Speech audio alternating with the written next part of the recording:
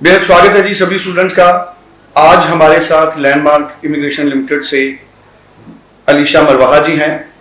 Australia पर आज हम बात करेंगे। बड़े इंपॉर्टेंट पॉइंट्स ऑस्ट्रेलिया के इस डिस्कशन में हम लोग उनको हाईलाइट करेंगे और टॉपिक हमारा पहला रहेगा जिस पे अलीशा जी हमें एक्सप्लेन करेंगी। टॉपिक ये है जुलाई और नवंबर इनटेक में जो हमारे स्टूडेंट्स हैं वो अप्लाई कर सकते हैं अलग अलग कोर्सेज में, लेकिन टॉपिक रहेगा कि उनके पेरेंट्स अपने फंड्स को कैसे मैनेज करें। जुलाई और नवंबर इनटेक में जिन स्टूडेंट्स ने एडमिशन लेनी है उनको कितने फंड्स की एडमिशन रहेगी अगर उन्होंने डिग्री प्रोग्राम में यूनिवर्सिटी में एडमिशन लेनी है, खास तौर पर जो हमारे 10+2 के फ्रेश स्टूडेंट्स हैं। तो इस पे पूरी इंफॉर्मेशन हम हासिल करेंगे। अलीशा जी आपका स्वागत है। Thank you sir. Thank you जी। अलीशा जी मुझे ये बताएं आप कि माँ बाप के पास कितने फंड्स होने चाहिए +2 के बाद अगर उन्होंने अपने बच्चे को ऑस्ट्रेलिया भेजना है। और कई लोगों के म्यूचुअल फंड्स में पैसा है, कई लोगों के पास FDs हैं। टोटल कितने फंड्स चाहिए और जो फंड शो करने होते हैं वो कैसे आप उनको गाइड करते हैं कि वो कैसे उनको दिखाएं ऑस्ट्रेलिया। ओके, जैसे किसी भी बच्चे ने ऑस्ट्रेलिया की यूनिवर्सिटी में स्टडी करने जाना है तो उनको वहाँ पे अपने फंड शो करने पड़ते हैं। तो इसमें बेसिकली जो हम फंड शो करते हैं उसमें हमारी 1 साल की ट्यूशन फीस, 1 साल का लिविंग और 1 साल का ट्रैवल मेंशन करना पड़ता है। तो टोटल जो हमारा बजट बनता है शो मनी का, जैसे अलग अलग यूनिवर्सिटी की अलग अलग रिक्वायरमेंट होती है। ऑस्ट्रेलिया में टोटल 42 यूनिवर्सिटीज़ हैं जिसमें से 2 प्राइवेट हैं एंड 40 पब्लिक यूनिवर्सिटीज़ हैं। और जो पब्लिक यूनिवर्सिटीज़ हैं उनमें एक ग्रुप 8 यूनिवर्सिटी आती है। अगर जब किसी स्टूडेंट ने ग्रुप 8 यूनिवर्सिटी में अप्लाई करना है तो उनकी फंड की जो एक बेंचमार्क है वो थोड़ा सा इंक्रीज हो जाता है। जैसे उनको 45 to 50 लाख तक के शो करने होते हैं फंड्स। अदरवाइज आप किसी नॉर्मल पब्लिक यूनिवर्सिटी में जाते हो तो 35 to 40 lakh funds are okay. और जितने भी आपके ये फंड्स हैं ये 6 मंथ्स आपके ओल्ड होने चाहिए as per the requirement of universities in Australia. कुछ यूनिवर्सिटीज बोलती हैं हमें 3 मंथ्स ओल्ड भी एक्सेप्टेबल है, कुछ बोलती हैं 6 मंथ्स भी एक्सेप्टेबल है और कुछ ऐसी यूनिवर्सिटीज हैं जो अभी के लिए 1 ईयर ओल्ड फंडिंग के साथ भी चल रही हैं।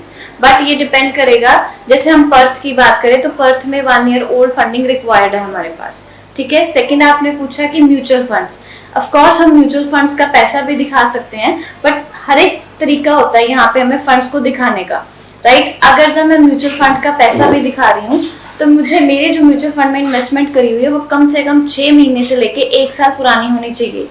ऐसा नहीं होगा कि जैसे आप अभी आपने 1-2 महीने पहले म्यूचुअल फंड में पैसे लगाए और आप मुझे बोलो कि मैंने अपने सेविंग में डिस्बर्स कर लिया है तो मैं अपने फंड अभी शो कर दूंगा।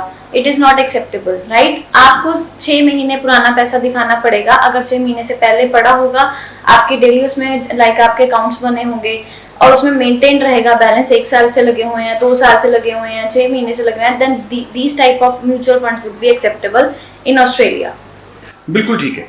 मतलब आपका म्यूचुअल फंड में अगर 2 महीने पहले लगा दिए तो फिर वो म्यूचुअल फंड का पैसा चाहे आप सेविंग में ले लो उसकी उतनी वैल्यू नहीं है।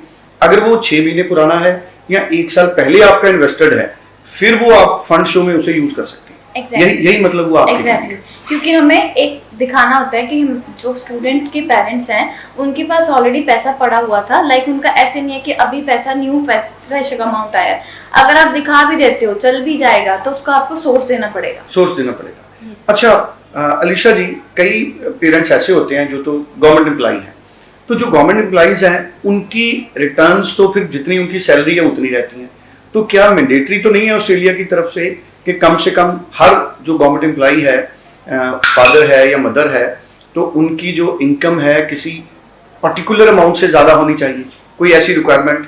ओके, तो जो भी रिसेंट GSR की रिक्वायरमेंट्स आई हैं, जेन्युइन स्टूडेंट रिक्वायरमेंट, उसमें ये मैंडेटरी किया गया है कि जो पेरेंट्स की ITR होनी चाहिए वो 12 to 15 लाख के अराउंड होनी चाहिए। ठीक है।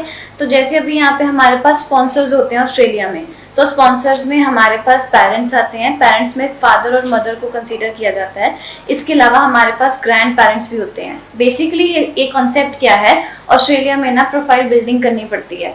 इट्स नॉट मैंडेटरी कि ऑस्ट्रेलिया इज नॉट लाइक कि जैसे हम यूके की बात करूँ तो यूके में सिर्फ पेरेंट्स हो गया, मम्मा पापा और बच्चा ही स्पॉन्सर कर सकता है। बट ऑस्ट्रेलिया में ऐसा नहीं है। ऑस्ट्रेलिया में पेरेंट्स के साथ साथ ग्रैंड पेरेंट्स, मैटरनल और पैटर्नल दोनों कर सकते हैं। वो भी 70% तक स्पॉन्सर कर सकते हैं। तो किसी के पेरेंट्स की अगर ITR कम है तो वी विल टेल यू कि आप उसको कैसे बिल्डअप करोगे। ग्रैंड पेरेंट्स भी हेल्प आउट कर सकते हैं, जैसे आपके कोई ताया चाचा मामा है वो भी आपकी हेल्प कर सकते हैं, बट ये आपको सिर्फ 30% तक स्पॉन्सर कर सकते हैं। नेक्स्ट आपने मेरे से बात करी थी गवर्नमेंट एम्प्लॉय, तो गवर्नमेंट एम्प्लॉय जिनके पेरेंट्स होते हैं तो उनके फॉर्म 16 आते हैं, तो उनकी इतनी बेंचमार्क ऐसा नहीं होता कि उनकी ITR कम होती है, उन सबकी ITR अप्रॉक्स 10 to 11 lakhs की होती है। बिल्कुल ठीक है। तो अगर फादर की 11-12 लाख है और मदर की नहीं है, अगर दोनों की 11-11, 12-12 लाख है, अगर दोनों की 11-11, 12-12 लाख है तो इट्स वेरी गुड लाइक मतलब कि ऐसे होता है कि हाँ मेरे लिए वो क्लीन प्रोफाइल है एक तरीके से, मैं तो उसको खुश होके लूंगी। अगर किसी के पेरेंट्स में से फादर की ITR है या मदर की ITR है, दोनों में से किसी एक की नहीं है, तो हम वही अगेन कंसेप्ट अप्लाई होगा यहाँ पे कि हम ग्रैंड पेरेंट्स को इंक्लूड करेंगे इसमें, राइट। तो ग्रैंड पेरेंट्स की ITR के साथ हम उनकी लाइक जो है उसकी एक्सटेंशन को इंक्रीज कर सकते हैं। बिल्कुल ठीक है।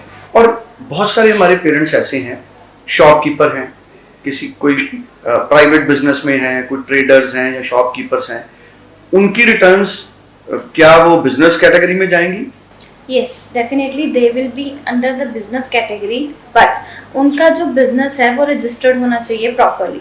अब यहाँ पे क्या होता है कि बच्चे आते हैं, बच्चे बोलते हैं कि मेरे पेरेंट्स जो हैं वो शॉपकीपर हैं या मेरे फादर की अच्छी अमाउंट की ITR है, तो हम ITR फिल करते हैं बट हमारे पास डॉक्यूमेंटेशन नहीं है। तो I would recommend to those parents, if you are planning for your student your child to go into Australia for a July intake, for November intake or for February, July intake is almost going to be closed now, तो जिनके parents अभी सोच रहे हैं कि हमें नवंबर में और फरवरी में भेजना है अपने बच्चों को, तो वो अपनी फंडिंग अपने डॉक्यूमेंट्स अभी से रेडी करना स्टार्ट कर दें। जैसे कि हम लोग बिजनेस रजिस्ट्रेशन के ऊपर ज़्यादा फोकस्ड रहते हैं, अपने अकाउंट में ट्रांजेक्शन्स करवाओ, तो उससे आपकी जो भी आपका पर्टिकुलर बिजनेस है दैट वुड बी एक्सेप्टेबल। बिल्कुल ठीक है जी, थैंक यू सो मच।